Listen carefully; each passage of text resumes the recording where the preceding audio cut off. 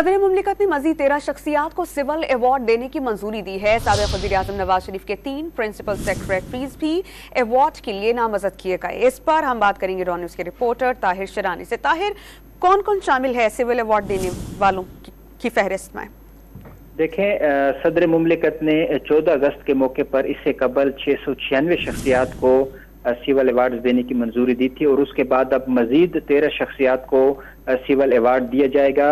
23 मार्च 2024 को इन शख्सियात को civil award से नवाजा जाएगा। जो साबिक़ वज़ीर-ए-आज़म नवाज शरीफ हैं, उनके दौर में 2013 से 2017 के दौरान जो 3 प्रिंसिपल सेक्रेटरीज रहे थे, उन तमाम को सिविल एवार्ड दिया जाएगा, जिसमें नासिर महमूद खोसा, जावेद असलम और फवाद हसन फवाद शामिल हैं। इसके साथ साथ जो IG पंजाब हैं डॉक्टर उस्मान अनवर, उनको भी हिलाल इम्तियाज दिया जाएगा।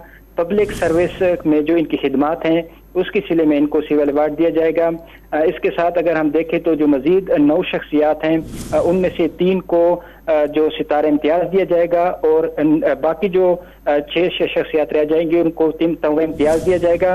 वाहिद मस्कातल्ला, सईद अल्लाहवाला, आमना गनी को सितारा इम्तियाज से नवाजा जाएगा। इसके साथ जो तमगा इम्तियाज है वो जाहिद सईद, डॉक्टर जिया खान, सलीम रजाक ताबानी, हसन सैयद, राहिल अहमद सिद्दीकी और हलीना इकबाल सईद को एवार्ड दिए जाएंगे।